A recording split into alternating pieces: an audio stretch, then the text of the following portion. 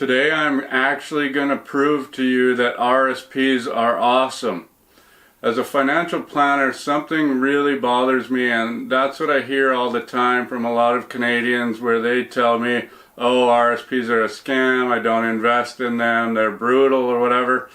And I hate that, because then I know that somebody's given that person some bad information. So today I'm actually going to prove to you why they're awesome.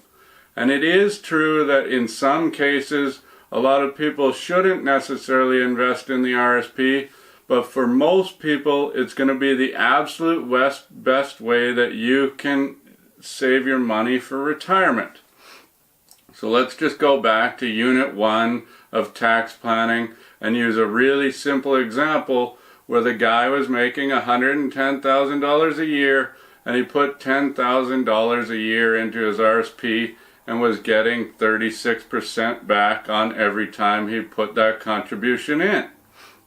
That's great. Now this guy had some sort of miracle with his investments in his RSP, and he was able to create enough wealth in there that he could pull out $100,000 a year pre-tax out of his RSP. So what you're looking at there is that guy's now going to owe an average tax rate when he pulls out of 24.81%.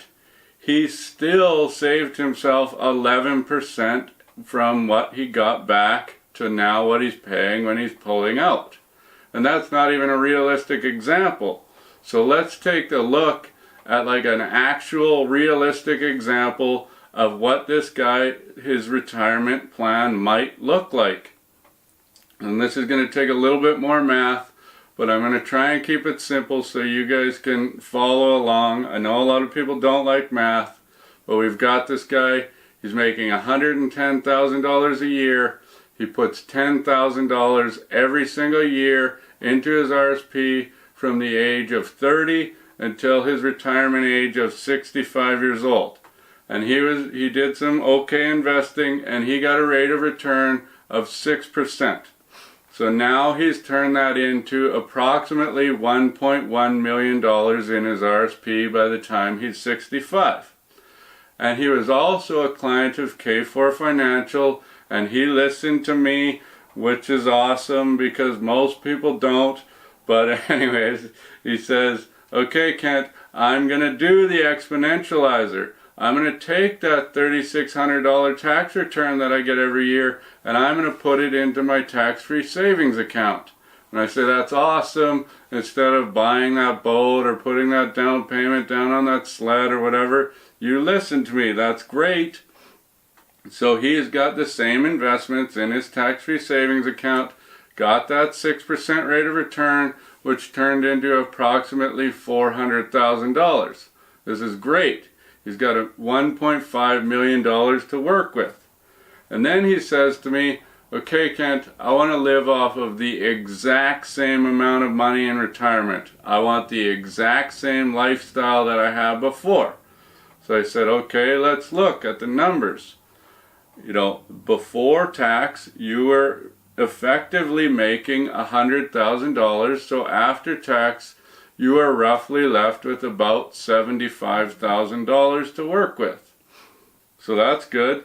But then I take a closer look and say, but in retirement, now you're no longer paying into CPP, you don't have a mortgage payment anymore, you're not paying for those benefits that you had to pay for at work. So I'm going to take off about $2,000 a month, or $24,000, and now we need to create $51,000 of after-tax income for this guy. So how are we going to do that? Well, the first thing I'm going to do is I'm going to look and crunch some numbers and say, okay, let's pull every year $16,000 out of your tax-free savings account in retirement. He says, okay, great. Remember, that's absolutely tax-free money. So he's getting $16,000 a year completely tax-free. That's awesome. So now we need to create $35,000 of after-tax income for this guy, which equates to $43,000 of pre-tax income. So how are we going to do that? Well, he's been working his entire career, paying into CPP. He's lived in Canada his whole life. So he's going to get approximately $16,000 worth of government benefits every single year. So 43 minus 16 means that we need to pull $27,000 out of his RSP every single year to make up the difference so he can live the exact same lifestyle as before. Now when I take a look at that, I say, okay, his average tax rate, the maximum tax he's going to pay on any of those dollars is 25%, but the average tax rate that he's pulling when he's pulling out is 16.59%. This guy saved almost 20% from the time that he put the money in to the time that he was pulling it out. Let alone the fact that all those investments were building completely tax deferred or tax free. You see how absolutely awesome that is?